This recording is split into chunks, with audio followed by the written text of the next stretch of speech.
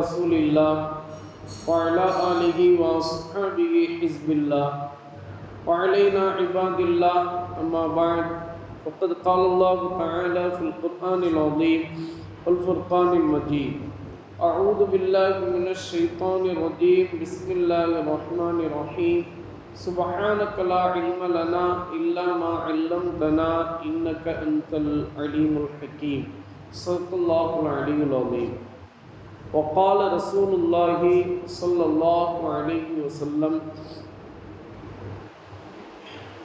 اللهم حسن خلقي وخلقي وصدق رسوله النبي الكريم ونحن على ذلك من الشاهدين.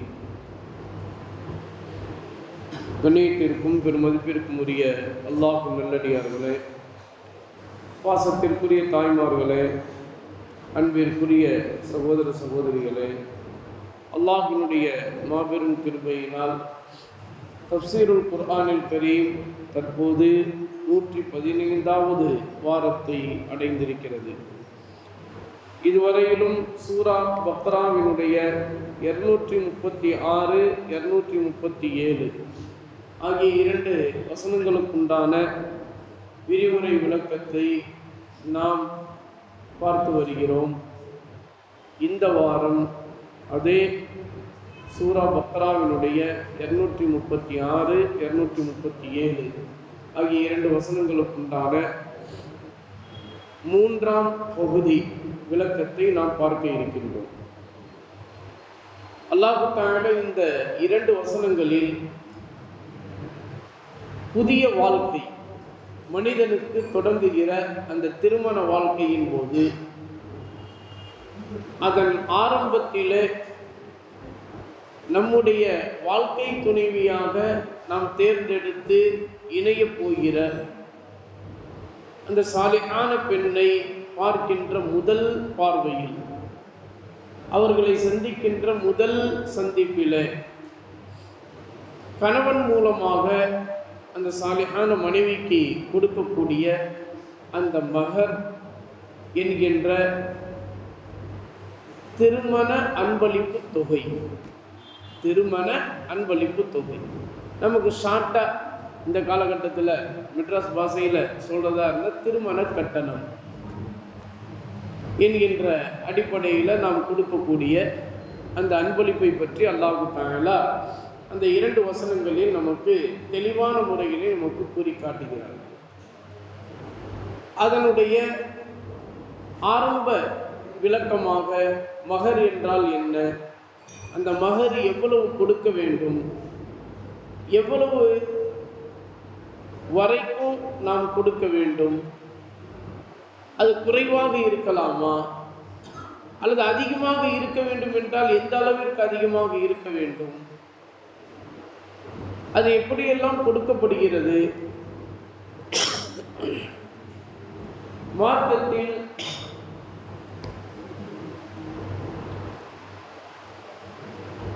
அதை எந்த அளவிற்கு கொடுக்க வேண்டும் என்று நபிகள் நாயகம் ஸல்லல்லாஹு அலைஹி வஸல்லம் அவர்கள் தங்களின் திருமணத்தின் போதும் தங்களினுடைய மகளார்களுக்கு செய்து வைத்த அந்த திருமணத்தின் போதும் அவர்கள் கற்றுத்தந்த அந்த மகர் தொகைக்கான அந்த விஷயங்கள் என்ன என்பது பற்றி உண்டான பல்வேறு விளக்கங்களை நாம் கடந்த 2 வாரங்களிலே நாம் பார்த்து வந்தோம். அதாவது 113வது வாரத்திலும் 114வது வாரத்திலும். இப்போது மகர் தொகையினுடைய விளைவுகள் அல்லாஹ் தஆலா இந்த 2 வசனங்களில் என்ன சொல்லி காட்டுகிறான் என்பது பற்றி உண்டான விளக்க உரையை நாம் இந்த வாரம் பார்க்க இருக்கின்றோம். இதான் 115வது வாரம். அல்லாஹ் தஆலா சொல்லி காட்டுகிறான், மகர் தொகை நீங்கள் கொடுக்க வேண்டியது கணவன்மார்களாகிய மாப்பிள்ளைமார்களுக்கு அவசியம் அவர்கள் கொடுக்க வேண்டிய அன்பளிப்பு தொகையாக இருக்கிறது. அதில் எந்த வகையிலும் அவர்களுக்கு சலுகை கிடையாது. சலுகை கிடையாது என்று சொன்னால் என்ன அர்த்தம் அப்படின்னா, அந்த சபையிலேயே கொடுத்துருங்க. நான் அப்புறமா கொடுக்குறேன், நான் 2 மாதம் கழித்து கொடுக்குறேன், நான் 1 வருடம் கழித்து கொடுக்குறேன் அப்படியெல்லாம் சொல்லக்கூடாது. அந்த நேரத்திலேயே கொடுத்து விட வேண்டும். சரி, அப்படி சொன்னால் கூடுமா? நிக்காஹ் கூடுமா? நிக்காஹ் கூடிவிடும். ஆனால் அது பரிபூர்ணமான நிக்காகாக கருதப்படும். மகர் தொகையை நான் அப்புறம் தரேன் என்று சொல்லி ஈஜாப் கபூல் செய்து வைத்து நிக்காக முடித்து வைக்கப்படுகிறது என்று இருந்தால் அந்த நிக்காக கூடுமா?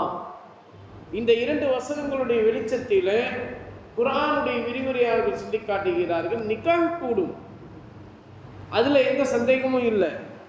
ஆனால் அது பரிபூர்ணமான நிக்காக கருதப்படாது. ஏன்னா அல்லாஹ் தஆலா அந்த 237வது வசனத்தினுடைய முடிவில் அல்லாஹ் தஆலா சொல்லி காட்டுகிறான், அதாவது மாப்பிள்ளைமார்களை பார்த்து அல்லாஹ் தஆலா சொல்லி காட்டுகிறான், வலா தன்சவுல் ஃபதுல பைனக்கும், நீங்கள் மேன்மை மிக்கவர்கள்.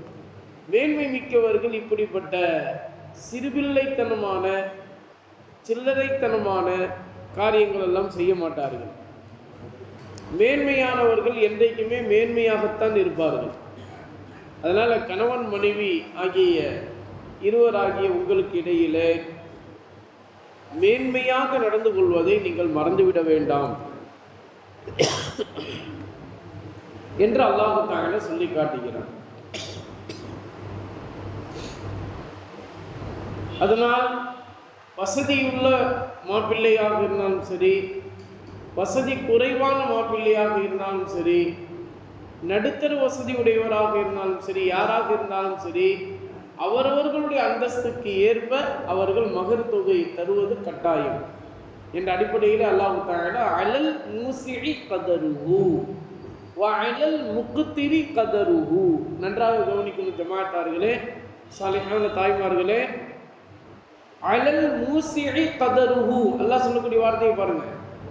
வசதி படைத்த மாப்பிள்ளையாக இருந்தாலும் அவர் மீது அவருடைய அந்தஸ்துடைய அளவுக்கு மகர் தொகை பார்க்கப்படும். அலல் முக்திரி கதருஹு, ஒண்ணுமே இல்லை ஒரு மாப்பிள்ளைகிட்ட, ஒண்ணுமே இல்லை, ஒண்ணுமே இல்லாமல் இருந்தாலும் நீ உன்னுடைய வாழ்க்கை துணைவியாக ஏற்றுக்கொண்டிருக்கிற அந்த பெண்ணை நீ பார்க்கிற முதல் சந்திப்புல அந்த பெண்ணுடைய புன்னகையை நீ பார்க்கறதே உன்னுடைய வாழ்க்கையில அல்லாஹ் உனக்கு கொடுத்த மிகப்பெரிய ஒரு பாக்கியம் இல்லையா? அந்த புன்னகையை பார்க்கணும்னா ஒரு அன்பளிப்பு கொடுத்து பாருங்க. பாடல் முக்கு தெரிவிப்பதல் உன்னுடைய அந்தஸ்துக்கு ஏற்ப நீங்க கொடுப்பது உங்கள் மீது கட்டாயம். அதனால நீங்க ஏழையா இருக்கிறீங்க, ஆனா நீ இவ்வளவுதான் கொடுத்தாகணும், அது நீ ஏழையா இருந்தாலும் பரவாயில்ல அப்படின்னு அல்லாஹ் தஆலா சொல்லுங்க. உங்களுடைய அந்தஸ்து என்னமோ அது மாதிரி நீங்க கொடுங்க. அதனால்தான் நபிகள் நாயகம் ஸல்லல்லாஹு அலைஹி வஸல்லம் அவங்கள்ட்ட கைதியாக பிடிக்கப்பட்டிருந்த அகதிகள், அதுபோல கைதியாகவே அவங்களுடைய ஊர்ல அவங்களுடைய நாட்டில் அவங்க பெரிய மன்னராக இருந்திருப்பாங்க, பெரிய மன்னராக வாழ்ந்திருப்பாங்க. ஆனா இங்க கைதியாக பிடிக்கப்பட்டதுனால ஒரு அடிமை போல இருப்பாங்க. அப்படிப்பட்ட நபராக இருந்தாலும் அவங்க கலிமா சொல்லி இஸ்லாத்தை ஏற்றுக்கொண்டு இருக்கணும் அப்படின்னு வந்துட்டாங்கன்னா, நபி ஸல்லல்லாஹு அவருடைய சஹாபிகள்ல ஒருவராக அவங்க ஆயிட்டாங்கன்னு சொன்னா, நபி ஸல்லல்லாஹு அவங்களுக்கு திருமணம் அவங்களுக்கு செய்து வைக்கும்போது மகர் தொகையை கொடுங்க அப்படின்னு சொல்லுவாங்க. இப்போ அவங்களுடைய அந்தஸ்துக்கு ஏற்ப கொடுப்பாங்க. அப்படி ஒரு நிகழ்வு நபி ஸல்லல்லாஹு அலைஹி வஸல்லம் காலகட்டத்தில் நன்றாக கவனிக்கணும். நபி ஸல்லல்லாஹு அவர்கள் எவ்வளவு அழகான முறையில் சஹாபாக்கள் மூலமாக நமக்கு அழகிய வழிகாட்டலை காண்பித்து தந்திருக்கிறார்கள். அப்ப ஒரு சஹாபிட்ட கேட்டாங்க, நபி ஸல்லல்லாஹு அலைஹி வஸல்லம் அவர்கள், உங்களுக்கு உங்களுடைய வாழ்க்கை துணைவியாக இந்த பெண்ணை உங்களுக்கு இப்போ ஆக்கி கொடுக்கப்படுது, நீங்க அந்த பெண்ணிற்கு என்ன மகர் கொடுக்குறீங்க அப்படின்னு நபி ஸல்லல்லாஹு அலைஹி வஸல்லம் அவர்கள் கேட்டாங்க. கேட்டதுமே அந்த சஹாபி சொன்னாங்க, யா ரசூலல்லாஹ் ஸல்லல்லாஹு அலைஹி வஸல்லம், என்ன நீங்க கைதியாக பிடித்திருந்தீங்க, என்னிடம் இருந்த எல்லா பொருட்களும் உங்களுக்கு கனிமத்தாக கொடுக்கப்பட்டு விட்டது, போரில் கிடைக்கப்பட்ட பொருளாக கொடுக்கப்பட்டு விட்டது, என்னிடத்தில் எதுவுமே இல்லை, என்னிடத்தில் எதுவுமே இல்லை, நான் இப்போ எப்படி மகர் தொகையை கொடுக்கறது அப்படின்னு நபி ஸல்லல்லாஹு அலைஹி வஸல்லம் அவங்க கிட்ட கேட்கும்போது நபி ஸல்லல்லாஹு அலைஹி வஸல்லம் அவர்கள் சொன்னாங்க, அப்படியா, சரி, நீங்கள் இப்போ இஸ்லாத்தை தழுவி வந்ததற்கு பிறகு உங்களுக்கு ஏதாவது சூரா மனனமாக இருக்கிறதா அப்படின்னு கேட்டாங்க. குர்ஆனுடைய சூறாக்களில் 114 சூறாக்களில் ஏதாவது ஒரு சூறா, அது சின்ன சூறாவாக இருந்தாலும் சரி, நடுத்தரமான சூறாவாக இருந்தாலும் சரி, அல்லது பெரிய சூறாவாக இருந்தாலும் சரி, எந்த சூறா உங்களுக்கு மனனமாக இருக்குது அப்படின்னு கேட்டாங்க. கேட்கும்போது அப்போ இந்த சஹாபி அவர்கள் சொன்னாங்க, எனக்கு குல் ஹுவல்லாஹு அஹத் அந்த சூறா வந்து எனக்கு மனனமாக இருக்குது அப்படின்னு சொன்னாங்க. அப்படியா, அப்போ நீங்கள் அதையே மகராக உங்களுடைய வாழ்க்கை துணைவிக்கு நீங்கள் கொடுத்துருங்க அப்படின்னு சொன்னாங்க. அது எப்படி மகராக ஆகும்? மனனம் செய்த அந்த சூறாவை நம்ம ஓதி நம்ம கொடுக்கறதுனால அது எப்படி மகராக ஆகும்? அது நமக்கு விளக்கம் வேணும்ல. அப்படின்னா என்னன்னா, நபி ஸல்லல்லாஹு அலைஹி வஸல்லம் அவர்கள் நீங்கள் வாழ்க்கை துணைவியாக அடைய இருக்கின்ற அந்த சாலிஹான மனைவிக்கு நீங்கள் மனனம் செய்த அந்த சூறாவை அவங்கள மனப்பாடம் செய்ய வைங்க. எப்படி? நம்ம தான் பார்க்கலையே, திரை மறைவுல அந்த பக்கம் அவங்க அந்த பெண் இருப்பாங்க, இந்த பக்கம் நீங்கள் உட்காருங்க. ஈஜாப் கபூல் சொல்கிற வரைக்கும் மாப்பிள்ளை பொண்ணு கிடையாது. அதுலேயும் நம்ம ஆட்கள், இப்போ உள்ள ஆட்கள்லாம் என்ன நினச்சிக்கிறாங்கன்னா, அந்த நிச்சயதார்த்தம் முடிஞ்சோடனேயே பாதி கணவன் மனைவி உடனே ஃபோன் பேச ஆரம்பிச்சிடுறாங்க, ட்விட்டரில் எல்லாம் பேசுகிறாங்க, நம்ம ஸ்கொயர் ஃபார்ம் அதிலெல்லாம் பேசுகிறாங்க, என்னென்னமோ இப்போ வந்துருச்சு. என்ன சொல்லுறீங்க, நீங்கள் தானே துவா செய்து அவங்கள நிச்சயதார்த்தம் பண்ணி விட்டு சேர்த்து விட்டீங்க, ஏங்க என்னங்க இப்படி சொல்கிறீங்க? நிச்சயதார்த்தம் துவா செஞ்சது ஒரு தப்பா? உங்கள் 2 பேரும் சேர்த்து வைக்கிறதுக்கு நிச்சயதார்த்தம் பண்ணி ஒரு துவா ஓதுனது இமாமுடைய தப்பா? எப்போ உன் வாழ்க்கை நல்லா இருக்குன்னு நான் துவா செஞ்சிருக்கேன், அப்போ நீ என்னை வாழ்த்தணும் தானே தவிர நீ என்னை தப்பாக பேசக்கூடாது அப்படின்டா. நாங்கள் நீங்கள் சேர்த்து விட்டதுனால நாங்கள் வந்து பழக ஆரம்பிச்சிட்டோம். சரி, இப்போ பழக ஆரம்பிச்சிட்டீங்க, அப்போது நிக்காஹெல்லாம் முடித்த பிறகு நீங்கள் என்ன செய்வீங்க? அப்போ வந்து புளிச்சு போயிடும். 30 நாள் என்னது சந்தோஷமான வாழ்க்கை, 30 நாள், அதுக்கப்புறம் மோக வாழ்க்கை, அதுக்கப்புறம் எல்லா வாழ்க்கையும் வேற மாதிரி போயிடும். பஸ்ஸில் 2 பேர் உட்கார்ந்தா 2 பேரும் ஒட்டி உட்காருவாங்க, யாருமே நடுவில் வராத அளவுக்கு, காற்று கூட நடுவில் போக முடியாத அளவுக்கு உட்காருவாங்க. கொஞ்ச நாள் ஆகிட்டா அவர் ஒரு பக்கம் உட்காருவார், இவங்க ஒரு பக்கம் உட்காருவாங்க. அதுக்கப்புறம் அவங்க டிரைவர் சீட்டு பக்கத்தில் உள்ள அந்த சீட்டில் உட்காருவாங்க, இவர் இந்த பக்கம் லாஸ்ட்டில் போய் உட்காருவார். வா, என்னை விட்டு இந்த தடவையாவது நான் உன்னை விட்டு தள்ளி உட்கார்ந்துருக்கேனே அப்படின்னு சந்தோஷப்படுவாங்க. அந்த அளவுக்கு வாழ்க்கை ஆயிடும் இல்லையா? அப்படிலாம் இருக்கக்கூடாது. அப்படி தொடங்கிறதுக்காண்டி கொடுக்கப்படக்கூடிய மகர் அல்ல இது. இது எதற்காக வேண்டி? அந்த வாழ்க்கை சந்தோஷமாக இருக்க வேண்டும் என்பதற்காண்டி கொடுக்கப்படக்கூடிய மகராக இது இருக்கிறது.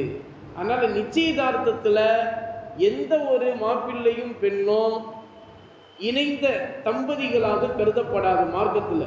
இன்னும் சொல்ல போனால் மார்க்கத்தில் எந்த அளவுக்கு சொல்லப்பட்டிருக்குன்னா, மாப்பிள்ளை வந்து சொல்றாரு, என்ன சொல்றாருன்னா கபில் தூ அப்படின்ற வரைக்கும் சொல்றாரு.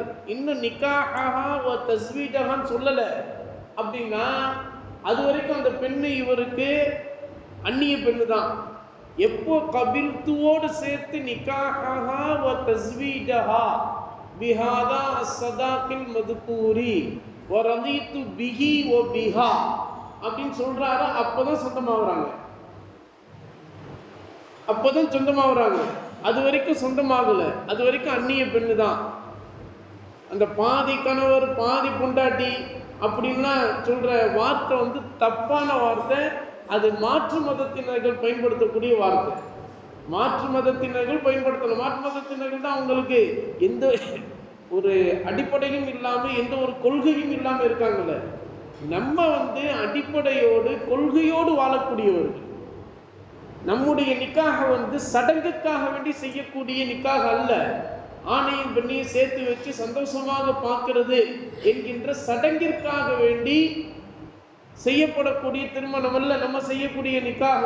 நம்ம செய்யக்கூடிய நிக்காக என்ன தெரியுமா? நம்ம செய்யக்கூடிய நிக்காக அவருடைய வாழ்க்கையில ஹலால் ஹராமை பேணி வாழக்கூடியவராக அவர் இருப்பதோடு மட்டுமல்லாம அல்லாஹ்வினுடைய ரஹ்மத்தை, அல்லாஹ்வினுடைய ரிதுவான் என்று சொல்லப்படுகின்ற திருப்தியை அடைவதற்காக வேண்டி செய்யப்படக்கூடிய ஒரு தாம்பத்திய ஒரு வாழ்க்கை தான் திருமண வாழ்க்கை. அந்த திருமண வாழ்க்கையினுடைய தொடக்கத்தில் கொடுக்கப்படக்கூடிய அன்பளிப்பு தொகை தான் மகர். அதனால்தான் இமாம் ஷாஃபிஈ ரஹ்மத்துல்லாஹி அலைஹி சொன்னாங்க, நிக்காஹ் என்பது ஒரு இபாதத், நிக்காஹ் என்பது ஒரு வணக்க வழிபாடு அப்படின்னு சொன்னாங்க இமாம் ஷாஃபிஈ ரஹ்மத்துல்லாஹி அலைஹி. நம்ம பள்ளிவாசல் ஷாஃபிஈ முஸ்ல்ல தானே, நம்ம தான் இதை தெரிஞ்சுக்கணும். நபி ஸல்லல்லாஹு அலைஹி வஸல்லம் அவர்களுடைய ஹதீஸுடைய வெளிச்சத்தின்படி நிக்காஹ் என்பது ஒரு இபாதத் என்று சொன்னாங்க. ஏன்? காரணம் என்ன? தனிமையில் இருப்பதை விட நிக்காஹ் செய்து நீ வாழக்கூடிய அந்த வாழ்க்கை தான் மிகப்பெரிய ஒரு இபாதத்தாக இருக்கிறது.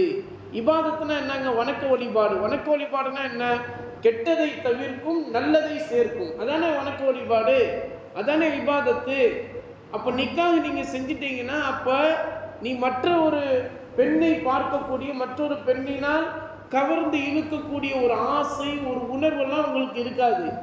எல்லாமே நீங்க வாழ்க்கை துணைவியாக ஏற்றுக்கொண்டு இருக்கக்கூடிய அந்த பெண்ணிடத்திலேயே அந்த ஆசை, அந்த உணர்வு, அந்த உற்சாகம் எல்லாமே நீங்க வெளிப்படுத்தி விடுவீர்கள். அதனாலதான் நீங்க நிச்சயதார்த்தத்திலேயே அந்த வாழ்க்கைய தொடங்கிருச்சின்னு நினைக்காதீங்க. நிச்சயம் செய்யப்பட்டிருக்கிறது, அவ்வளவுதான். இன்னாருக்கு இன்னார் என்று நிச்சயம் செய்யப்பட்டிருக்கிறது. அதனாலதான் அந்த வார்த்தைக்கு பேரு அரபியில ஹித்பத்துன் நிக்காஹ். இந்த ஆயத்திற்கு, இந்த 2 ஆயத்துக்கு 236 237 இந்த 2 வசனங்களுக்கு மேலுள்ள வசனத்தை பாருங்க. 235வது வசனத்துல அல்லாஹ் தஆலா சொல்லியிருப்பான் ஹித்பத்துன் நிசா அப்படின்னு சொல்லியிருப்பான். நிச்சயிக்கப்படக்கூடியது, பெண்கள் நிச்சயிக்கப்படக்கூடியது அப்படின்னு. நிச்சயம்தான், இன்னாருக்கு இன்னார் அப்படின்னு நிச்சயம்தான் செய்யப்பட்டிருக்கு. வாழ்க்கை துணைவி என்ற அர்த்தத்தில் சேர்க்கப்படல. அப்படின்னா இன்னைக்கு ஆகிதான் இன்னைக்கு உள்ள பிள்ளைங்க நிக்காஹ் ஆகிறதுக்கு முன்னாடியே எல்லா விஷயங்களையும் முடிச்சிடுறாங்க. அதுக்கப்புறம் நிக்காஹ் தொடங்குகிற போது அந்த புதிய மனைவி என்ற அந்த தோரணை இல்லாம பழைய மனைவியாகவே முதல் சந்திப்பு அப்படின்ற சொல்லப்படக்கூடிய அந்த சந்திப்புல அவங்க நினைச்சிடுறாங்க. அதனால்தான் நிக்காஹ் ஆகி கொஞ்ச நாள்லயே விவாகரத்து என்பது ஏற்பட்டு போகிறது. இப்படியாக அல்லாஹ் தஆலா இந்த வசனத்தில் நமக்கு சுட்டி காட்டுகிறான். எனவே நிச்சயதார்த்தம் என்பது நமக்கு இன்னாருக்கு இன்னார் என்று நிச்சயம் செய்யப்படுகிறது. மகர தொகை எப்போது கொடுத்து ஈஜாப் கபூல் செய்து முடிக்கப்படுகிறதோ அப்போதுதான் நிக்காஹ் ஆகி இவர்கள் தம்பதியர்கள் என்று சொல்லப்படுவதற்கு தகுதியானவர்களாக அவர்கள் இருக்கிறார்கள். இப்போ வாங்க, இதை புரிஞ்சுக்கிட்டீங்களா? புரிந்து கொண்டு இப்போ வாங்க, அடுத்ததாக நம்ம என்ன செய்யறோம்? நிச்சயதார்த்தம் முடிஞ்ச உடனே அந்த பொண்ணு மாப்பிள்ளைக்கு போனு வாங்கி கொடுத்து, நீ பேசு, என்ன இருக்க போகுது, அதான் நிச்சயதார்த்தம், நீங்க 2 பேர் தானே சேர போறீங்க, பேசுங்க பேசுங்கன்னு முன்கூட்டியே அவங்கள பேச விட்டுறது. இது பெற்றோர்கள் செய்யக்கூடிய மிகப்பெரிய தவறு. பாவத்தை செய்கிறீர்கள், பெரும் பாவத்தை செய்கிறீர்கள். அந்நிய ஆணை அந்நிய பெண்ணிடம் பேச வைத்து பெரும் பாவத்தை செய்கிறீர்கள். இது விபச்சாரத்திற்கு சமமானது என்பதை இந்த நல்ல நேரத்தில் நீங்கள் புரிந்து வைத்துக் கொள்ள வேண்டும். அதைத்தான் அல்லாஹ் தஆலா வலா தன்ஸவுல் ஃபதுல பைனக்கும், உங்களுக்கு இடையிலே மேன்மையாக நடப்பதை நீங்கள் மறந்துவிட வேண்டாம் என்று அல்லாஹ் தஆலா சொல்லி காட்டுகிறார்.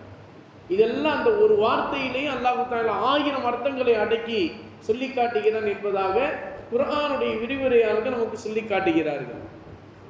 அந்த அடிப்படையில் நம்ம இன்னைக்கு நிச்சயதார்த்தம் முடிஞ்ச உடனே போட்டோ வீடியோ, சேலை கட்டுறது, ஐப்ரோ செய்கிறது, எல்லாத்தையும் வந்து ஃபோட்டோ பிடிச்சி அனுப்புகிறோம் இல்லையா? என்ன என்ன இன்னைக்கு ட்ரெஸ்ஸு போட்டிருக்க, அதையும் எனக்கு அனுப்பு, எல்லாமே நாம் சொல்லிவிடுகிறோம். இதுவெல்லாம் மிகப்பெரிய தவறு. இந்த தவறை நாம் தவறாக நினைப்பதே கிடையாது. இதை சரியாக நினைத்து, இன்னும் சொல்ல போனா இதுதான் சரி என்று சப்பக்கட்டான காரணங்களை கூறி நாம் விபச்சாரத்திற்கு காரணமானவர்களாக இன்றைக்கு ஆகிவிடுகிறோம். அதுல முக்கியமா நம்ம சொல்லப்படக்கூடிய ஒரு விஷயம் என்னன்னா, தேல்கா ரசம் அப்படின்னு உருதுல சொல்லுவாங்க. உருதுக்காரங்களுக்கு எல்லாத்துக்குமே தெரியும் தேல்கா ரசம். அல்லாஹு அக்பர். அந்த தேல்கா ரசத்துல இமாமை கூப்பிட்டு வச்சு அவங்க படுத்துற பாடு இருக்குது. இமாமு வந்து சொர்க்கத்துக்குரியவர். அந்த நேரத்துல மட்டும் இமாம் ஒஃபாத் ஆனார்னா நேரடியா சொர்க்கத்துக்கு போயிடுவார் அவரு. அந்த அளவுக்கு பாடுபடுத்திடுவாங்க தேல்கா ரசம் என்று சொல்லி. இந்த உருதுகாரவங்கள்ட்ட இது நேரடியாகவே இருக்கிறது. அதே மாதிரி மஞ்சள் பூசுதல் இதுலேயும் வந்து அது மாதிரியான விஷயங்கள்லாம் நடைபெறுது. இந்த மஞ்சள் பூசுதல் அப்படிங்கிறது திருமணத்திற்கு சம்பந்தமானது என்று இருந்தாலும் கூட, ஆனால் இன்றைக்கு உள்ள கால சூழ்நிலையில மஞ்சள் பூசுதல் என்கின்ற அந்த ஒரு பெயரை வைத்து கொண்டு மிகுந்த அனாச்சாரங்கள் நடைபெற்று கொண்டு இருக்கிறது.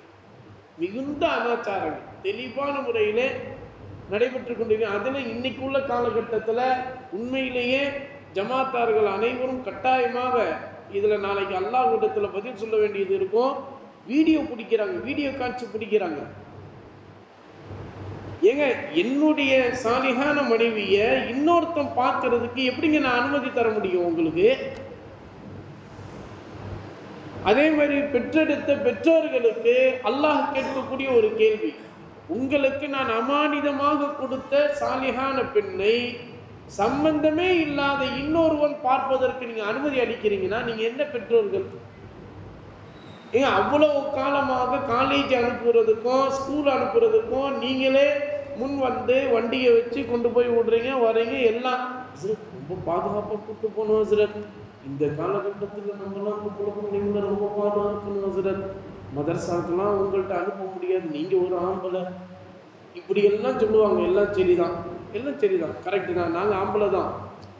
நீங்கள் எங்கள்கிட்ட அனுப்புறதுக்கு எவ்வளோ கவனமாக வேண்டுதலாக நீங்கள் இருக்கிறீங்களோ அதே மாதிரி தான் இந்த திருமணத்தின் போது வீடியோ காட்சிகள் பிடிக்கிறதுலேயே நீங்கள் கவனமாக இருக்கணும். அதனால தான் வந்து எப்போவுமே நம்முடைய மார்க்க அறிஞர்கள், அதாவது நல்ல விவரமுள்ள மார்க்க அறிஞர்கள் சொல்லிடுவாங்க, பா வீடியோ பிடிக்கக்கூடாது, ஃபோட்டோ எடுக்கக்கூடாது, இது ரொம்ப இம்பார்ட்டண்ட்டான விஷயம் என்று சொல்லிவிடுவார்கள். சென்ற வாரம் ஞாயிற்றுக்கிழமை ட்ரிப்ளிகனில் நடந்த ஒரு நிக்காஹு, அதில் குத்துபா ஓதுவதற்கு காசி சாபு, நம்ம சலாஹுத்தீன் அய்யூபி அவங்களுடைய காசி சாபுடைய மகனார் வராரு. அவர் தான் நிக்காஹ் ஓத போகிறார். நம்ம அந்த சபையில் நம்மளை அந்த மாப்பிள்ளையுடைய அண்ணன் என்ற அடிப்படையில் நம்மளையும் உட்கார வச்சுருக்காங்க. வீடியோ காட்சி. காசி சாப்புக்கு உடனே கோபம் வந்து அவர் எழுந்திரிச்சு போயிட்டாங்க. அப்புறமா எல்லாரும் ஓடி போய் வாசலில் ஓடி போய், என்ன காசி சாப், இதுக்காக வேண்டிய உங்களை நாங்கள் ஏற்பாடு பண்ணி கூப்பிட்டு வந்திருக்கோங்க. என்ன ஏற்பாடு பண்ணி கூப்பிட்டு வந்திருக்கீங்க? மார்க்கத்தின் அடிப்படையில் தான் இங்கே நிக்காக நடைபெறணும், அதுதான் வந்து கபூல் ஆகும். நீங்கள் உங்கள் நிக்காக கபூல் ஆகணுமா அல்லது வேண்டாமா? என்ன வீடியோ காட்சி பிடிக்கிறீங்க? வீடியோ பிடிக்கிறவன் யார் அவன்? உங்களுக்கு ஏதாவது சொந்தமா? இப்படியே கேட்டாங்க. கேட்டு அந்த மாப்பிள்ளை வந்த நேரம் 11:15. ஆனால் அவங்க நிக்காக முடிச்ச நேரம் 1:15. அவ்வளவு நேரம் விவாதம். எல்லாத்தையும் பார்த்துருக்குறாங்க. அந்த காசி சார் பார்த்து எல்லாமே முடிவு செஞ்சுருக்காங்க. கடைசியில் வந்து ஹசரத் நீங்கள் சொல்லக்கூடாதா? எவ்வளவோ சொல்லியாச்சு, இவங்க நம்ம பேச்சு கேட்க மாட்டாங்க, அவங்க பேச்சு தான் நம்ம கேட்கணும். அந்த அளவுக்கு தான் அவங்க இருக்கிறாங்க.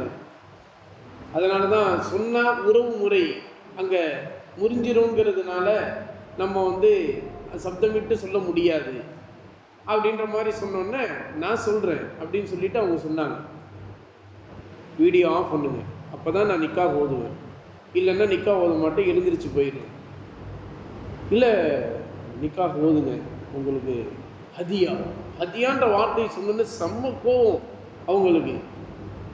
நீ தரக்கூடிய அந்த ஹதியா எனக்கு எதற்கு, லஞ்சமா தர? இப்படியே கேட்டாங்க. அவங்க உருது பேசுகிறவங்க, ஆனால் தமிழ்லையே கேட்டாங்க. கேட்டவுடனே எல்லாமே அந்த சபையே அப்படியே நிசப்தமாக ஆகிவிட்டது. எல்லாம் வீடியோலாம் கழட்டி வச்சு ஓரமாக தூக்கி போட்டு அந்த வீடியோ பிடிக்கிறோன்னு வெளியே அனுப்பிச்சிட்டு அதுக்கப்புறம் தான் நிக்காஹ் செய்யப்பட்டது. இதுதான், இப்படித்தான் நிக்காஹ் செய்யணும். ஆனால் இப்படி நிக்காஹ் செய்ய விடுவாங்களா? இமாம பள்ளிவாசல்ல தூக்கிடுவாங்க, அதைத்தான் செய்வாங்களே தவிர, ஹஸரத் பார்த்துக்கோங்க, எச்சரிக்கையாக இருந்துக்கோங்க. எப்படி ஹஸரத் பார்த்துக்கோங்க, எச்சரிக்கையாக இருந்துக்கோங்க, இப்படித்தான் சொல்லுவாங்களே தவிர, ஹஸரத் நீங்கள் சொன்னது தான் கரெக்டு, உங்களுக்காண்டி நான் முன்னாடி நிற்பேன், பார்த்துக்கலாம் அப்படின்னு யாருமே நிக்காஹுடைய சபையில் முன் வர மாட்டாங்க. அஜத்து மட்டும் இளிச்சவாய் மாதிரி அப்படியே நிற்பார். இதுதான் இன்றைக்கு வரைக்கும் நடைபெற்று கொண்டு இருக்கிறது. ஆனால் நமக்கு முன்னால் வாழ்ந்த ஹஸரத் பெருந்தகைகள் எல்லாம் திருமண நிகழ்ச்சியிலேயே சொல்லிவிடுவார்கள்.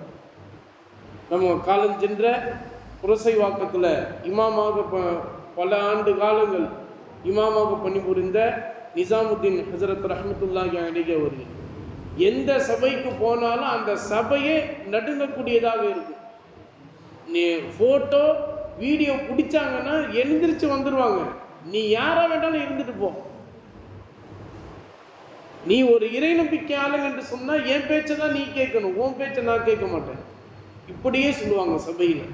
எவ்வளவு பெரிய வசதி படைத்தவராக இருந்தாலும் சரி. அதனால தான் ஹஸரத் அவர்கள் அவ்வளவு காலகட்டங்களில் பல ஆண்டு காலங்கள் அங்கே இமாமாக வாழ்ந்தாங்க. அவங்களுடைய மௌத்தின் போது எத்தனை நபர்கள் பல ஊர்களிலிருந்து அவங்கள பார்க்கறதுக்கு வந்தாங்க. இன்னைக்கும் குல்பர்கா எங்க ஆந்திரா மாநிலத்தில் இருக்குது, அங்கே உள்ள பள்ளிவாசல்ல ஒது செய்வதற்காக வேண்டி இருக்கக்கூடிய ஒதுஹானா என்று சொல்லப்படுகின்ற அந்த ஒதுஹானாவுடைய இடத்துல அவங்க பேர் எழுதப்பட்டு இது ஹஸரத் நிசாமுத்தீன் ரஹ்மத்துல்லாஹி அலைஹி அவர்களுடைய நினைவிற்காக வேண்டி கட்டப்பட்ட ஒதுஹானா என்று இன்றைக்கும் இருக்குது. இப்போ இதுவெல்லாம் ஏன் சொல்லப்படுகிறது என்று சொன்னால், அல்லாஹ் தஆலா இதை நமக்கு சொல்லி காட்டுகிறார். மகரு தொகை என்பது அவ்வளவு முக்கியமானது. இன்றைக்கு அந்த மகர் தொகைக்கான அந்த வலிமை இன்றைக்கு குறைந்து போய்விட்டது. வலிமை, அதாவது மற்றதையெல்லாம் பேசி விடுவார்கள், ஆனால் மகர் தொகை என்று வருகிற போது அதை ரொம்ப மதிப்பு குறைவாகத்தான் அதை பேசி கொண்டு இருப்பார்கள். அப்படி இருக்கக்கூடாது என்று அல்லாஹ் தஆலா சொல்லி காட்டுகிறார். சரி, எந்த அளவுக்கு மகர் தொழுகை, இந்த அளவுக்கு குறைஞ்சபட்சம் இவ்வளவு இருந்தால் போதும் அப்படின்னு எப்படி சொல்லப்படுது அப்படின்னா, ஃபத்ஹுல் முஈன் என்ற கிதாபில் ஸைனுத்தீன் மக்தூம் ரஹ்மத்துல்லாஹி அலைஹி அவர்கள் சொல்லி காட்டுகிறார்கள். நபிகள் நாயகம் ஸல்லல்லாஹு அலைஹி வஸல்லம் அவர்கள் அன்னை ஃபாத்திமா ரலியல்லாஹு தஆலா அன்ஹா அவர்களை ஹஜ்ரத் அலி ரலியல்லாஹு தஆலா அவர்களுக்கு திருமணம் முடித்து வைக்கின்ற போது, அந்த நேரத்தில் ஹஜ்ரத் அலி ரலியல்லாஹு தஆலா அவர்கள் 500 திர்ஹங்கள் கொடுத்து திருமணம் முடித்தார்கள்.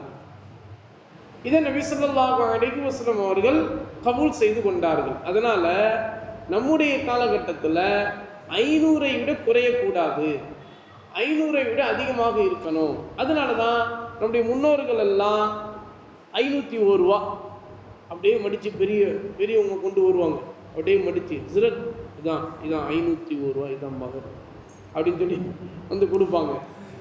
இப்போ சில மாப்பிள்ளைமார்கள்லாம் ரொம்ப சம்பாதிச்சு நிறைய கொடுக்குறாங்கன்னு வச்சுக்கோங்க, குறைஞ்சபட்ச அளவை சொல்கிறேன். அதனால 101 ரூபா, 201 ரூபா, 301 ரூபா, 401 ரூபா ஹஸரத்துக்கு பாத்தியா ஓதணும்னு தரும் மாதிரி அங்கே மகர் தொகையை தரக்கூடாது.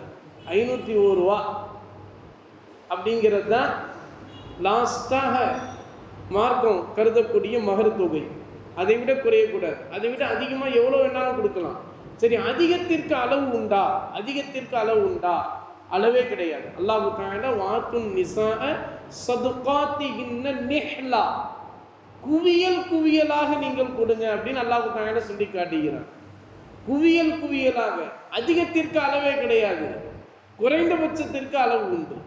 அதை நபி ஸல்லல்லாஹு அலைஹி வஸல்லம் அவர்கள் தங்களுடைய மகளாரை நிக்காஹ் செய்து கொடுக்கின்ற போது இப்படிப்பட்ட விஷயத்தை காண்பித்து தந்தார்கள். ஒரு சில மாப்பிள்ளைமார்களுக்கு எதுவுமே இல்லை என்று இருந்தாலும் கூட அவங்களுக்கு சூரா மனனமாக இருந்தால் அந்த சூரா மனனத்தை அவங்களுடைய சாலிஹான மனைவியாக அடைய போகிற அந்த பெண்ணிற்கு அவங்க கற்றுக் கொடுத்து அவங்களையும் அழகான முறையில் தஜ்வீத் முறைப்படி சொல்ல வச்ச பிறகு அதுக்கப்புறம் தான் நிக்காஹே நடைபெறும். அது வரைக்கும் காத்து கிடக்கணும், அது வரைக்கும் எதிர்பார்த்துக்கிட்டே இருக்கணும். ஹஸ்ரத் ஏற்கனவே அவன் ஒரு மாதிரியாக இருக்கிறான், விட்டா பாஞ்சிருவான், இப்போவுமே நீங்கள் இன்னும் 3 சூறாவை சொல்லி கொடு, 2 சூறாவை சொல்லி கொடு, அது தஜ்வீத் முறைப்படி சொல்லி கொடுன்னா, முதல்ல அவன் தஜ்வீத் முறைப்படி ஓதுறதே பெரிய விஷயமா இருக்குது. இதில் வேறு அவன் கெட்ட பொண்டாட்டிக்கு அவன் தஜ்வீத் முறைப்படி சொல்லி கொடுக்கணுன்னா எப்படி ஹஸ்ரத் அப்படின்லாம் நம்ம சொல்லக்கூடாது. அந்த இடத்துல தஜ்வீத் முறைப்படி நீங்கள் சொல்லி கொடுத்தே ஆகணும். சொல்லி எப்போ தஜ்வீத் முறைப்படி அவர் சொல்கிறாரோ அப்போ தான் நிக்காஹ். அப்படியா மார்க்கத்தில் அனுமதிக்கப்பட்டு இருந்ததா என்று கேட்டால் ஹதரத் இப்னு அப்பாஸ் ரலியல்லாஹு தஆலா அன்ஹுமா அவங்க ரயீசுல் முஃபஸ்ஸிரீன், திருக்குர்ஆனுடைய விரிவுரையாளர்களில் தலைவராக இருக்கக்கூடிய அவங்க சொல்கிறாங்க, நிக்காஹினுடைய சட்டத்தை அல்லாஹு தஆலா குர்ஆனுடைய ஆயத்தில் அவன் இறக்கி அருள்வதற்கு முன்பாக அந்த நிக்காஹ் அனுமதிக்கப்பட்டிருந்தது. ஆனால் எப்போ நிக்காஹினுடைய சட்டத்தை அல்லாஹு தஆலா இறக்கி அருளி விட்டானோ அப்போ முத்அத்துன் நிக்காஹ் என்று சொல்லப்படக்கூடிய அந்த ஒரு நிக்காஹினுடைய நடைமுறை நபி ஸல்லல்லாஹு அலைஹி வஸல்லம் அவர்களே தடை செய்து விட்டார்கள். எனவே முத்அத்துன் நிக்காஹ் இந்த காலகட்டத்தில் செய்வது ஹராம். முத்அத்துன் நிக்காஹ்னு சொல்றீங்களா, அது என்ன ஹஸ்ரத்? முத்அத்துன் நிக்காஹ் அப்படின்னா, நான் ஒரு ஊரில் ஒரு 40 நாள் இருக்க போகிறேன், நான் ஒரு ஊரில் ஒரு 40 நாள் இருக்க போகிறேன். அந்த 40 நாள் நான் சந்தோஷமாக இருக்கணும். இரவு நேரத்தில் நல்லா கவனிக்கணும். நான் ஒரு ஊரில் 40 நாள் இருக்க போகிறேன், அந்த 40 நாளும் இரவு நேரத்தில் நான் சந்தோஷமாக இருக்கணும். அப்படிங்கிறதுக்காக வேண்டி அந்த ஊருக்கு போனதுமே முதல் நாள்லையே ஒரு பெண்ணை பார்த்து நிக்காஹ் முடித்து அந்த பெண்ணோட 40 நாள் வாழ்வது, 41ஆவது நாள் அவர் தலாக் விட்டுட்டு போயிடுவார். அவ்வளோதான். அது வரைக்கும் தான் வாழ்க்கை, அதுக்கப்புறம் வாழ்க்கை இல்லை. இப்படியாக செய்யப்படக்கூடிய நிக்காஹுக்கு பேர் முத்அத்துன் நிக்காஹ். இதில் இன்னும் சில விளக்கங்கள்லாம் உண்டு. இப்போ இந்த சமயத்தில் இது புரிந்தால் போதுமானது. இப்போ இந்த நடைமுறையை நபிகள் நாயகம் ஸல்லல்லாஹு அலைஹி வஸல்லம் அவர்கள் எப்போது நிக்காஹினுடைய சட்டத்தை அல்லாஹ் தஆலா இறக்கி அருளினானோ, மஹர் தொகையினுடைய சட்டத்தை அல்லாஹ் தஆலா இறக்கி அருளினானோ, அப்போதே அல்லாஹ் தஆலா அந்த முத்அத்துன் நிக்காஹை தடை செய்து விட்டான். இது அல்லமா இப்னு அப்பாஸ் ரலியல்லாஹு தஆலா அன்ஹுமா அவர்கள் சொல்லப்படக்கூடிய ஆதாரபூர்வமான ஹதீஸினுடைய அடிப்படையில் சொல்லப்படக்கூடிய விஷயம். இது எல்லா தஃப்சீர்களிலும் இது பதிவு செய்யப்பட்டிருக்கிறது. அந்த அடிப்படையில் இந்த நிக்காக அப்போதே தடை செய்யப்பட்டு விட்டது. ஆனால் இன்னைக்கு உள்ள காலகட்டத்தில் ஷியாக்கள் என்று சொல்லப்படக்கூடிய ஷியா முஸ்லிம்கள் அப்படின்னு நடைமுறையில் சொல்லப்படும். நம்ம இடத்துல நம்முடைய அஹ்லு சுன்னத் வல் ஜமாஅத்துடைய கொள்கையின்படி ஷியாக்கள் அனைவருமே காஃபிர், ஷியாக்கள் அனைவருமே காஃபிர் என்று நாம் சொல்லிவிடுகிறோம். அதே நம்முடைய அஹ்லு சுன்னத் வல் ஜமாஅத்துடைய கொள்கையின்படியும் நம்முடைய இஸ்லாமிய அடிப்படை கொள்கையின்படியும் அவங்க காஃபிர். ஆனால் மற்றவங்களுடைய அந்த நடைமுறையில் முஸ்லீம்களில் அவங்க இன்னொரு வகையில், இந்துக்களில் பல வகை இருக்கிறது போல, கிறிஸ்டியன்களில் பல வகை இருப்பது போல, பெந்தோஸ்தலை என்னமோ குலபோஸ்தலை என்னென்னமோ சொல்கிறாங்க, அந்த சபையினர்கள் இந்த சபையினர்கள் பெட்டஸ்டேன் அப்படின்னு என்னமோ சொல்கிறாங்க. இப்போ அந்த மாதிரி முஸ்லீம்களில் போரா முஸ்லீமு, ஷியா முஸ்லீம்கள், உருது முஸ்லீம், தமிழ் முஸ்லீம், மரக்காயரு, ராவுத்தரு, லவ்வ என்னென்னமோ இப்படியெல்லாம் ஒரு நடைமுறை. அந்த அடிப்படையில் இன்னைக்கு வரைக்கும் அந்த முத்அத்துன் நிக்காஹை கடைபிடிக்கக்கூடியவர்கள் ஷியா முஸ்லீம்கள். ஷியா முஸ்லீம்கள் என்ன செய்வாங்க அப்படின்னு சொன்னால் நன்றாக கவனிக்கணும். அதாவது ஈராக்கிலிருந்து அவங்களுடைய மிகப்பெரிய ஒரு இமாம் ஒருவர், ஈராக்கிலிருந்து அவங்களுடைய இமாம்களில் மிகப்பெரிய ஒரு இமாம் வருவார். ஷியா முஸ்லீம்கள் வாழக்கூடிய அந்த இடத்தினுடைய பள்ளிவாசல் பக்கத்தில் அவங்களுக்குன்னு ஒரு மிகப்பெரிய ஒரு வசந்த மாளிகையே அவர்களுக்கு கட்டப்பட்டு இருக்கும். இன்றைக்கும் ராயபுரத்துலேயும் இருக்குது, மண்ணடியிலையும் இருக்குது, அதுமாரி வேலூர்லேயும் இருக்குது. எல்லாம் பலவலான எல்லா இடங்கள்லையும் அவங்க இருக்கிறாங்க ஷியா முஸ்லீம்கள். ஈராக்கிலிருந்து அந்த இமாம் வருவார். எப்போ வருவார்? முஹர்ரம் மாதம் தொடங்குறதுக்கு முன்னாடி உள்ள மாதம் என்னதுங்க? துல்ஹஜ்ஜி, அப்படிதானே? துல்ஹஜ்ஜினுடைய 1வது பிறையிலிருந்து முஹர்ரம் மாதத்தினுடைய 10வது பிறை வரை எத்தனை நாள் ஆச்சு? 40 நாள். இந்த 40 நாள் ஈராக்கிலிருந்து வந்து ஷியா முஸ்லீம்கள் வாழக்கூடிய அந்த இடத்துல அவர் தங்குவார். அவருக்கு அந்த நேரத்தில் அந்த குடும்பத்தில் எந்த குடும்பத்தில் ரொம்ப அழகு சௌந்தரியாக இருக்கக்கூடிய ஒரு பெண்ணு இருக்காங்களோ அந்த பெண்ணை தேர்ந்தெடுத்து அவங்க வச்சுருப்பாங்க. அந்த பெண்ணுக்கு எல்லா விதமான நகைகளையும் போட்டு, இவரும் வந்து ஈராக்கிலிருந்து தங்கத்தை எல்லாம், பெற்றோர் வளம் கொண்ட நாடு இல்லையா, அந்த தங்கத்தையெல்லாம் இவரும் வாங்கிட்டு வந்து மகராக அள்ளி கொடுப்பார். தலைவலியாக போட்டு விடுவார். தலையிலேருந்து தண்ணி ஊற்றுறது மாதிரி நகையை ஒரு தண்ணியாக ஊற்றுவார் அந்த பெண். உடனே அந்த பெண் என்ன செய்யும்? நகை, பொதுவாக நகையை பார்த்ததுமே பெண்களுக்கு ஒரு இயல்பான ஒரு ஆசை, ஒரு உற்சாகம் இருக்கும், அது இயல்பு. ஆனால் இந்த நகையை பார்த்ததுமே உலகத்தையே மறந்துடுவாங்க. 40 நாள் பஞ்சு மெத்தையில் நறுமணம் கமலக்கூடிய அந்த பூக்கள் தூவப்பட்டு பூந்தோட்டத்தில் அவர் வாழ்கிற மாதிரி அவரை வாழ வைப்பாங்க. 40 நாள் அவர் அல்லாண்டு அவர் சந்தோஷமாக இருந்துட்டு 41ஆவது நாள் அவர் ஈராக்குக்கு போயிடுவார். அவர் போனதற்கு பிறகு இவங்கெல்லாம் என்ன செய்வாங்க? அடிச்சுக்குவாங்க. ஷியா முஸ்லீம்கள் அடிச்சுக்குவாங்க.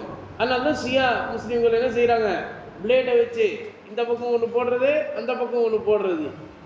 ஆனால் இதை வந்து என்ன சொல்லிக்கிறாங்க அப்படின்னா, நாங்கள் ஹுசைன் ரலியல்லாஹு தஆலா அவர்கள் ஷஹீதாக்கப்பட்டு விட்டார்கள், அதனால் நாங்கள் வந்து அதை செய்கிறோம் அப்படின்னு சொல்லி செய்வாங்க. அதே மாதிரி தீ மிதிப்பாங்க, அதே மாதிரி நெருப்பு குண்டத்தை ஏற்படுத்தி உப்புவையும் அதே மாதிரி அந்த விறகு கட்டைகளையும் போடுவாங்க. இதுவெல்லாம் ஷியா முஸ்லிம்கள் அவர்களால் கொண்டு வரப்பட்ட சம்பிரதாயம்.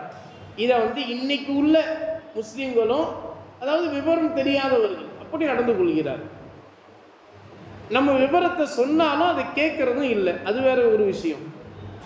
சரி, இது ஒவ்வொன்றுக்குமே ஒரு வரலாறு உண்டு, ஒவ்வொன்றுக்குமே மார்க்கத்தில் ஒரு வரலாறு உண்டு. அந்த அடிப்படையில் இவங்க அடிச்சுக்குவாங்க. அந்த முஹர்ரம் மாதத்தினுடைய 11வது பிறையில் எல்லாம் அடித்து எல்லாம் அமைதியான பிறகு ஒரு குடும்பத்தை தேர்ந்தெடுத்து குழுக்கள் சீட்டு போட்டு, பல குடும்பங்கள் வந்திருக்காங்களா, ஒரு குடும்பத்தை சீட்டு போட்டு எடுப்பாங்க. ஒரு சின்ன பிள்ளை வந்து எடுப்பார்.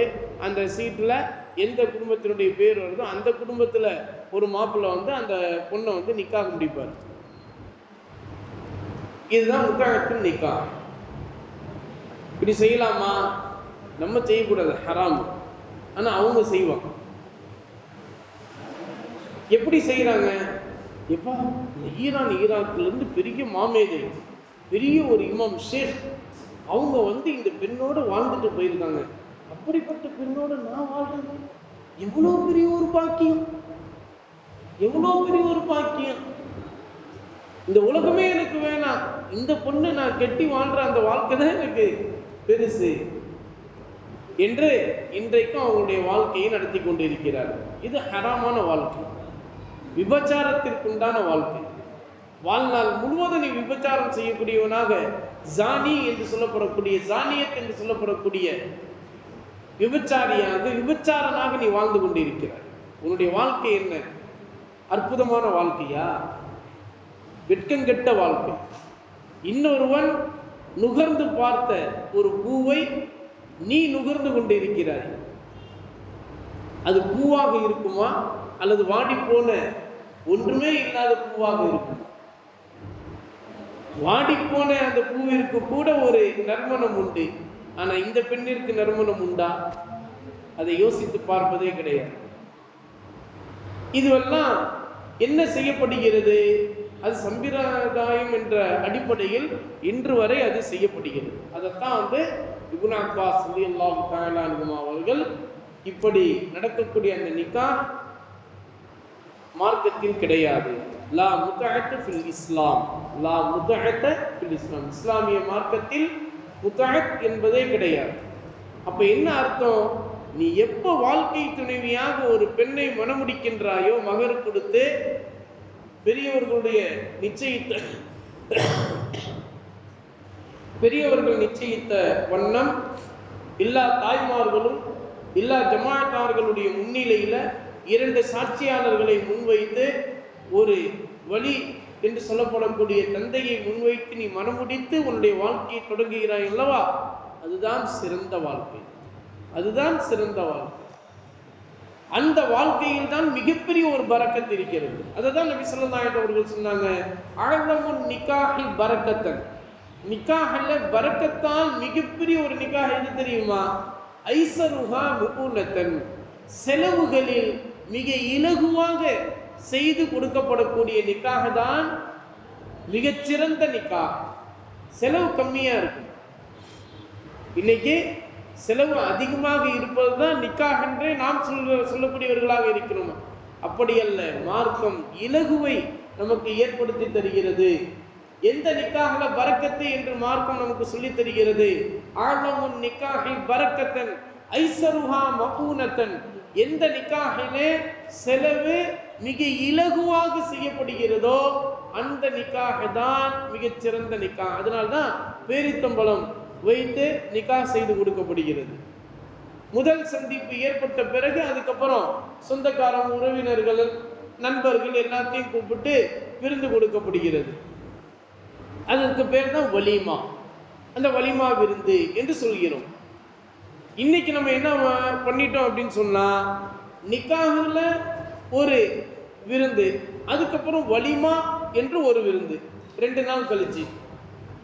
ஞாயிற்றுக்கிழமை நிக்காஹ்னா புதன்கிழமை வலிமா, ஞாயிற்றுக்கிழமை நிக்காஹ்னா புதன்கிழமை வலிமா. ஞாயிற்றுக்கிழமை நிக்காஹ்ல யார் சாப்பாடு போடுறது? அது பொண்ணு வீட்டிலன்னு போடுவாங்க, 5 லட்ச ரூபா செலவு பண்ணி. சரி, வலிமா புதன்கிழமை பண்றாங்க, அது யாரு? அது மாப்பிள்ளை தருது. இதுவா மார்க்கம் நமக்கு சொல்லி தந்தது? மார்க்கம் அந்த நிக்காஹையா சொல்லி தந்தது? அதுவா வலிமா விருந்துன்னு சொல்லி தந்தது? அப்படி இல்லைங்க. மார்க்கத்தை எப்படி நாம் விற்றுவிட்டோம்? விலை மதிப்புள்ள, விலை மதிக்க முடியாத அந்த ஒரு மார்க்கத்தை இன்றைக்கு அற்பமான விலைக்கு தந்து கொண்டவர்களாக நாம் இருக்கிறோம். மார்க்கத்தை இந்த துன்யாவிற்காக வேண்டி யார் விலை கொடுத்து அப்படி மாற்றமாக வாங்குகிறார்களோ அவர்கள்தான் இந்த உலகில் வாழ்வதற்கு அருகதையற்றவர்கள். நபிகள் நாயகம் ஸல்லல்லாஹு அலைஹி அவர்கள் சொல்லக்கூடிய ஹதீஸ் நன்றாக கவனிக்கணும், சிந்தனையை மாற்றக்கூடாது. முக்கியமான விஷயத்தை நாம் பேசிக் கொண்டு வருகிறோம். இப்போ அந்த அடிப்படையில் தான் நபிகள் நாயகம் ஸல்லல்லாஹு அலைஹி அவர்கள் இலகுவான செலவுகளை கொண்ட அந்த ஒரு நிக்காஹ் தான் மிகப்பெரிய பரக்கத்தான நிக்காஹ். அந்த நிக்காஹ் தான் அற்புதமான வாழ்க்கையை, சந்தோஷத்தை, மன மகிழ்ச்சியை, எல்லோருடைய துஆவையும் அது பெற்றுத்தரக்கூடிய ஒரு நிக்காஹாக இருக்கும். அதனால்தான் மகர அதிகமாக கொடுங்க, மற்றதையெல்லாம் நீங்க ஓரளவுக்கு நடுத்தரமாக வைத்துக் கொள்ளுங்கள் என்று மார்க்கம் நமக்கு சொல்லி தருகிறது. ஆனா எதை மார்க்கம் செய்யணும்னு நமக்கு சொல்லுதோ அதுல நம்ம ஜீரோவா இருக்கிறோம். எது நமக்கு மார்க்கம் செய்யக்கூடாது என்று சொல்லுதோ அதுல தான் நம்ம பிளஸ் ஆக இருக்கும். அப்படியே மாறி நம்முடைய நிலைமை மாறிக்கொண்டு வருகிறது. அந்த நிக்காஹ் உருப்படுமா? அதனாலதான் இன்றைக்கு நீதிமன்றங்கள்ல நிறைய விவாகரத்து வழக்குகள் என்று நீங்க தட்டி பாருங்க. அதுல அதிகமான வழக்குகள் நம்முடைய இஸ்லாமிய மார்க்கத்தை சார்ந்த நம்முடைய நண்பர்கள், நம்முடைய சகோதரர்களுடைய நிக்காஹ தான் கேள்விக்குறியாக இன்றைக்கு இருந்து கொண்டு வருகிறது. அதுக்கப்புறம் தான் இந்துக்கள், அதுக்கப்புறம் தான் கிறிஸ்டியன்கள். நம்ம நிக்காஹ் தான் அதிகமா வருது.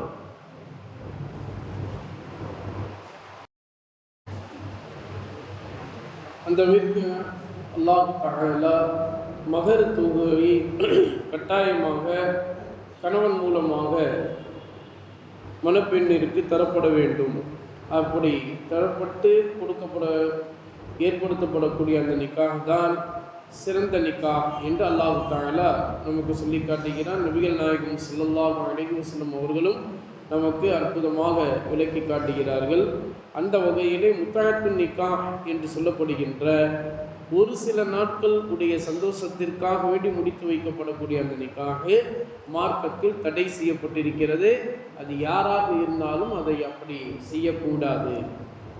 அதுபோல மஹர் தொகை நாம் நிர்ணயிப்பதற்கு முன்பாக கணவன் மனைவி என்று நாம் பெரியோர்களால் நிச்சயிக்கப்படக்கூடிய அந்த நிச்சயதார்த்தத்திற்கு முன்பாக பெண் பார்க்க செல்கிறோம் அல்லது மாப்பிள்ளையை பார்க்க செல்கிறோம் என்கின்ற அந்த விஷயத்தில் இன்றைக்கு நடக்கக்கூடிய மிகப்பெரிய ஒரு அளவில் நாம் என்ன செய்து விடுகிறோம் என்று சொன்னால், முதல்ல பெரியவங்க மட்டும் ஒரு 5 பேர் போவாங்க. அதுக்கப்புறம் மாப்பிள்ளைக்கு ஃபோட்டோவை மட்டும் வாங்கிட்டு வந்து காட்டுவாங்க. அந்த மாப்பிள்ளை இந்த ஃபோட்டோவில் பார்த்து நல்லா இருக்குது அப்படின்ட்டா, அதுக்கப்புறம் பொண்ணிடத்தில் போய் சொல்லுவாங்க, இந்த மாதிரி மாப்பிள்ளையுடைய ஃபோட்டோவை நீ பாருமா அப்படின்னு. அந்த பொண்ணு வந்து அதை பிடிச்சிருச்சுன்னு சொன்னால் அதுக்கப்புறம் அந்த பொண்ணு வீட்டில்னு மாப்பிள்ளையை பார்க்க வருவாங்க. இது மாதிரியான நடைமுறை, இதுவெல்லாம் மார்க்கத்தில் அனுமதிக்கப்பட்ட நடைமுறை தான். என்றாலும் மார்க்கம் இந்த வழிமுறையில் நமக்கு என்ன சொல்லி தந்திருக்கிறது, எப்படி நாம் செய்ய வேண்டும், எப்படி நாம் செய்யக்கூடாது என்று பார்த்தா, பொண்ணை பார்க்க போகும்போது மாப்பிள்ளையும் அழைத்து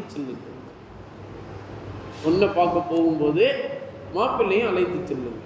இல்லை நாங்கள் பெரியவங்க தான் முதல்ல பார்த்து நிச்சயிப்போம், அதுக்கப்புறம் தான் முடிவு செஞ்சுட்டு மாப்பிள்ளையை கூப்பிட்டு போவோம், ஒன்றுமே பிரச்சனை இல்லை. பெரியவங்களாம் முதல்ல போய் பார்த்து முடிவு செஞ்சுட்டு அதுக்கப்புறம் மாப்பிள்ளையை கூப்பிட்டு போங்க, அது பிரச்சனை இல்லை. ஆனால் நிச்சயதார்த்தம் ஆகிறதுக்கு முன்னாடி கூப்பிட்டு போய் இந்த பெண்ணுடைய வீட்டில் பெண் வீட்டார்கள்லாம் முன்னாடி இருக்கணும். பெண்ணு வந்து அறையினுடைய அந்த கதவுக்கு பக்கத்தில் உட்கார்ந்து இருக்கணும். எப்படி உட்கார்ந்து இருக்கணும்? புர்கா போட்டிருக்கணும், கண்கள் தெரியணும், கை தெரியணும், கால் தெரியணும். கால் தெரியணும்டா இந்த கரண்டை காலிலிருந்து கீழே பாதம், கரண்டை காலுக்கு மேலே இல்லை, கரண்டை காலுக்கு கீழே உள்ள பாகம். அதே மாதிரி கை நல்லா கவனிச்சுக்கணும். கை இதில் தான் பெண்கள் வந்து என்ன செய்வாங்கன்னா கை க்ளவுஸ் அப்படின்னு சொல்லிட்டு கையுறை போடுவாங்க இல்லையா? இந்த நிஸ்வான் பிள்ளைங்கள்லாம் வந்து போட்டுட்டு போகிறாங்க பாருங்க, அது மாதிரி அந்த கை இது திறந்து இருக்கணும். இந்த 2 மணிக்கட்டு வரை கை திறந்து இருக்கணும். கரண்டை காலிலிருந்து பாதம் வரைக்கும் அது திறந்தபடியாக இருக்கணும். 2 கண்ணு திறந்தபடியாக இருக்கணும். மற்ற எல்லா அங்கங்களையும் மறைத்திருக்க வேண்டும். இப்படி அந்த பெண்ணை தயார்படுத்தி பெண் வீட்டார்கள் வைத்துக் கொள்ள வேண்டும். அந்த மாப்பிள்ளையை சுற்றி பெண் வீட்டார்கள் இருக்கணும். அதே மாதிரி மாப்பிள்ளை வீட்டார்களும் இருக்கணும். அப்போ அந்த மாப்பிள்ளைகிட்ட சொல்லுவாங்க, எப்பா நீ வாழ போகிற, உன்னுடைய வாழ்க்கை துணைவியாக ஏற்றுக்கொண்டு இருக்க போகிற அந்த பொண்ணு இப்போ வந்து உனக்கு முன்னாடி வருவாங்க, நல்லா பார்த்துக்கப்பா, உனக்கு பிடிச்சிருக்கான்னு பாரு, நீ அரைகுறையாக பார்த்துட்டு அப்படி இப்படின்னு நீ வந்து இது பண்ணக்கூடாது. ஆனால் எங்கள் முன்னாடி தான் நீ பார்க்கணும். பாருன்னு சொன்னனால நீ பாட்டுக்கு தனியாக கூப்பிட்டு போய் பார்க்கக்கூடாது. உன்னை நாங்கள் பிடிச்சி வச்சுக்குவோம், பொண்ணு அங்கே தான் இருக்கும், நீ இங்கேன்னு பாரு. அது எப்படி பார்க்க முடியும்? அது என்ன பார்க்கறதா? உங்களுக்கு முன்னாடி நான் எப்படி பார்ப்பேன்? அப்படியெல்லாம் இவர் சொல்லக்கூடாது. இன்னும் உனக்கு அந்த பெண்ணு அந்நிய பெண்ணு தான், இல்லை பெரியவங்களால அவங்களுக்கு கல்யாணம் முடிச்சு வைக்கலாம் அப்படின்னு சொல்லிட்டு ஒரு முடிவு பண்ணியிருக்காங்க. அதனால நீ வாழ்க்கை துணைவியே ஏற்றுக்கொண்டு இருக்கிற ஒரு பெண்ணை உனக்கே காட்டலைன்னா எப்படி அப்படின்றதுக்காண்டி ஒரு முறை, இது மார்க்கை ஏற்படுத்தி தரக்கூடிய முறைக்கு தான் கஃபாஅத் என்று பொருத்தம் பார்ப்பது அப்படின்னு இதான் சொல்லுவாங்க. நம்ம மாற்று மதத்தார்கள் போல் அந்த ஜாதகம் அதே மாதிரி கல்சமாத் பண்ணுறவங்கள்ட்ட கொடுத்து மாப்பிள்ளை பேர் பொண்ணு பேரெல்லாம் கொடுத்து இவர் எப்போ பிறந்தாரு அந்த டேட்டையும் கொடுத்து இவர் யார் யாருக்கு பிறந்தாங்க அந்த பெற்றோர்கள்லாம் கொடுத்து ராசி பார்க்கறது. தல்சமாத் செய்கிறவங்கள்ட்ட இன்றைக்கும் நடைமுறை நம்முடைய முஸ்லீம் மக்களிடத்தில் இருக்குது. இது இந்துக்கள் தான் செய்வாங்க, ஜாதகம் பார்க்கறதுன்னு சொல்லுவாங்க. நம்மலாம் அப்படிலாம் பார்க்கக்கூடாது. பொருத்தம்னா இப்படி தான் பார்க்கணும். பொண்ணு அங்கே இருப்பாங்க, அது எப்படி அவ்வளோ தூரத்துலேருந்து இவர் பார்ப்பாரு? ஏதோ அரைகுறையாக பார்த்துட்டா அப்புறமா நாளைக்கு ரொம்ப நெருக்கத்தில் பார்க்கும்போது வேற மாதிரி தெரிஞ்சாங்கன்னா என்ன பண்ணுறது? அதெல்லாம் நம்ம ஆட்கள் எல்லாம் நல்லா உஷாராக கேள்வி கேட்பாங்க. எதில் உஷாராக இருக்கணுமோ அதில் வேற மாதிரி இருப்பாங்க. அந்த பெண்ணை பெற்றெடுத்த தாயார் அவங்க கூட இருப்பாங்க. அவங்க கூட இருந்து அந்த பெண்ணை வலது கையை பிடிச்சி அப்படி கொஞ்சம் முன்னாடி கொண்டு வரணும். மாப்பிள்ளைய இவங்க எல்லாம் சுற்றி நிற்பாங்க, மாப்பிள்ளைய பிடிச்சிருக்கணும். ஏன்னா விட்டா பாஞ்சிடுவார்ல, இவரை பிடிச்சிட்டு நிற்கணும். அப்படி நீ இங்கே தான் நிற்கணும், நீ இங்கே தான் இருக்கணும். 2 பேருக்கும் ஸ்டெப்பு எப்படி இருக்குன்னா ஒரு 10 மீட்ரு அந்த அளவுக்கு இருக்கணும். இப்போ பாருப்பா. அப்போ அந்த பெண் இப்படி கையை காட்டணும். இப்படி காட்டக்கூடாது, இப்படி மேல் தோலை பார்க்கணும். அதே மாதிரி கரண்டை கால் அந்த பெண்ணு காட்டணும். இந்த 2ஐயும் ஏன் காட்ட சொல்லுது மார்க்கம் அப்படின்னா, அதற்கு ஒரு அற்புதமான ஒரு விளக்கங்கள் மார்க்க வல்லுநர்கள் நமக்கு காண்பித்து சொல்லி காட்டுகிறார்கள். என்னன்னா, இந்த மேல் தோலை பார்க்கும்போது அப்ப அவனுடைய நிறம் என்ன அப்படின்றது மாப்பிள்ளைக்கு தெரிஞ்சிடும். நிறம் என்னன்றது தெரிஞ்சிடும். அதே மாதிரி காலுடைய அந்த தோல் உடைய அந்த அழகை பார்க்கும்போது அப்போ இந்த பெண்ணு இந்த அழகில் இருப்பாள் அப்படின்றது தெரிஞ்சிடும். அழகு பார்ப்பதற்கு கால், பெண்ணுடைய நிறத்தை பார்ப்பதற்கு கை. இது எல்லாத்திற்கும் மேல நீ நல்லா பார்ப்பான்னு ஒரு வார்த்தை சொல்லுவோம் இல்லையா? அதுக்காண்டிதான் கண்ணை திறந்து வச்சிருக்கோம். கண்ணை பார்த்தோன்னையே கண் பார்த்து எல்லா உறுப்புகளும் பேசும் அப்படின்னு நம்ம சொல்றோம்ல. அந்த நேரத்தில் கண்ணை பார்த்தோம்னா அவர் கண் அழகியை பார்த்த மாதிரியே அவர் சொர்க்கத்துக்கு போயிடுவார், 7வது சொர்க்கத்துக்கு இல்லையா? அதுக்கு தான் கண்ணை திறந்து வைங்கன்றாங்க. கண்ணை மூடி விட்டு பார்க்கக்கூடாது, நீ பாருடான்னு சொல்லக்கூடாது. இதில் நம்மள என்ன பண்ணுறாங்கன்னா, அந்த கல்யாணம் முடிச்சு வைக்க போது அந்த பூவெல்லாம் மாப்பிள்ளைக்கு போட்டு விட்டு அவர் மூச்சு விட முடியாமல் அஜத்து சொல்ற அந்த கபில்த்து நிக்காகா அப்படின்னு சொல்லும் போது நான் உங்களுக்கே மனம் முடித்து கொடுத்தேன்னு அவர் மாற்றி சொல்லிடுறாரு. எப்போ ஏன் கொண்டாட்டிட்ட நான் கேட்டு சொல்றேன்ப்பா, என்னப்பா நான் உனக்கு மனம் முடிச்சு கொடுக்கணும்னு வந்தா நீ எனக்கே மனம் முடிச்சு கொடுக்குறேன்றிய, என் குடும்பத்திலேயே நீ பெரிய பிரச்சனையை ஏற்படுத்துறேன்னு சொல்லிடுவோம் இல்லையா? அதனாலதான் அந்த மாதிரிலாம் பூ அவ்வளோலாம் போட வேண்டிய அவசியமே இல்லை. அதுக்கே 25,000 ரூபான்னு சொன்னோம். அந்த 25,000 ரூபா நீ ஒண்ணுமே இல்லாத பிள்ளைங்களுக்கு நீ கொடுத்து நல்ல ஒரு விஷயத்தை நீ ஏற்படுத்தலாமே. சரி ஹைர். இப்ப இந்த பொருத்தம் பார்ப்பதுன்னா இதுதான். அவர் பார்த்துட்டு முடிவு செஞ்சிடணும், நிறத்தையும் அழகையும் முடிவு செஞ்சிடணும். அதுக்கப்புறம் உனக்கு பிடிச்சிருச்சாப்பா? பிடிச்சிருச்சு. அப்புறம் வேற எதுவும் சொல்ல மாட்டீங்க? எதுவும் சொல்ல மாட்டேன், அவ்வளவுதான். இதுதான் பேச்சு. நீங்க போன்ல நீ எப்படி இருக்கிற, நீ எப்போ தூங்குற, எப்போ சாப்பிட்ற, எப்போ பாத்ரூம் போற, என்ன ட்ரெஸ் போட்டிருக்க, சுடிதாரா, புடவையா, சேலையா அப்படின்லாம் கேட்கக்கூடாது. கேட்கறதுக்கு உண்டான ஒரு அனுமதியே உங்களுக்கு கிடையாது. இதான் மார்க்கம் நமக்கு சொல்லித் தருகிறது. ஆனால் இன்றைக்கு நேர் மாற்றமாக நடைபெறுகிறது. அது விபச்சாரத்திற்கு சமமானதாக ஆகிவிடும் என்பதை இந்த நல்ல நேரத்தில் இந்த புண்ணியமான மகத்துவமான மஸ்ஜிதில் இந்த தப்சீர் விரிவுரைகளை கேட்டுக்கொண்டு ஜமாத்தார்களும் சரி, அதுபோல சாலிஹான தாய்மார்களும் சரி மனதில் பதிய வைத்துக் கொள்ள வேண்டும். இதுதான் அந்த பொருத்தம் பார்ப்பது என்கின்ற அடிப்படையில் நாம் செய்து வைக்கக்கூடிய நிக்காகாக இருக்கிறது.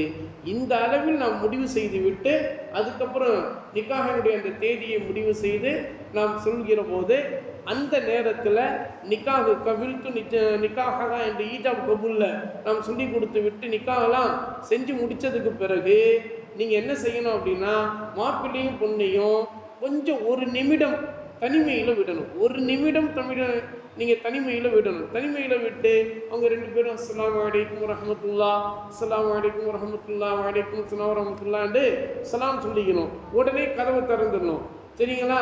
அந்த 1 நிமிஷத்துக்கு பிறகு நீங்கள் பாட்டுக்கு 10 நிமிஷம் இருக்கட்டுமே, என்ன அதான் எல்லாம் ஈஜாவுக்குலாம் முடிச்சு அஜத்தே போயிட்டா சாப்பிட்டுட்டு நீ என்ன இன்னும் எப்படியே இருக்கிற அப்படின்லாம் சொல்லிடக்கூடாது. அந்த 1 நிமிடம் மட்டும் பார்க்க வைத்து விட்டு சலாம் சொல்லிட்டு உடனே கதவை திறந்துடணும். திருப்தி ஆகிடுச்சா வாங்க, இப்போ நாங்கள் எல்லாம் சாப்பிட்றோம், அதுக்கு பிறகு தான் நீங்கள் சாப்பிட்ணும். எல்லாம் சாப்பிட்டு முடித்த பிறகு அதுக்கப்புறம் நீங்கள் வாழ்க்கை துணைவியாக கைப்பிடிச்சிட்டு போங்க, அல்லது அப்படியே தூக்கி தாங்கி கொண்டு போங்க, அல்லது தலையிலேயே தாங்கிக்கிட்டு நீங்கள் போங்க, எப்படியோ அது உங்களுடைய விருப்பம்.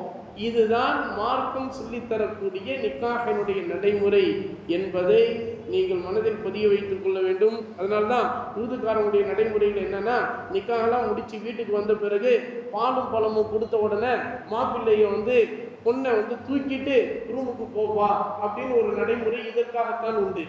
இன்றைக்கும் அதை செய்யறாங்க. சில பேர் தூக்க முடியாம தள்ளாடிடுவான், அப்பவுமே விழுந்துருவான். போயிட்டா முதல் நாளே விழுந்துட்டேன் செத்தப்போ அப்படி அப்படின்லாம் சொல்லிடுவாங்க. அப்படியெல்லாம் இல்லை, அதுவும் ஒரு நடைமுறை. அன்னையிலிருந்து வாழ்க்கையை ஒரு சந்தோஷமாக தொடங்கக்கூடிய ஒரு நடைமுறை என்று இதுதான் அல்லாஹ் தஆலா நமக்கு சொல்லி காட்டுகிறான். உங்களுக்கிடையில் மேன்மையாக நடந்து கொள்வதை நீங்கள் மறந்துவிட வேண்டாம் என்று அல்லாஹ் தஆலா அந்த வசனத்தை சொல்லி முடிக்கின்றான். மஹர் தொகைக்கு உண்டான விளக்க உரைகள் முழுமையாக உங்களுக்கு சொல்லப்பட்டு விட்டது.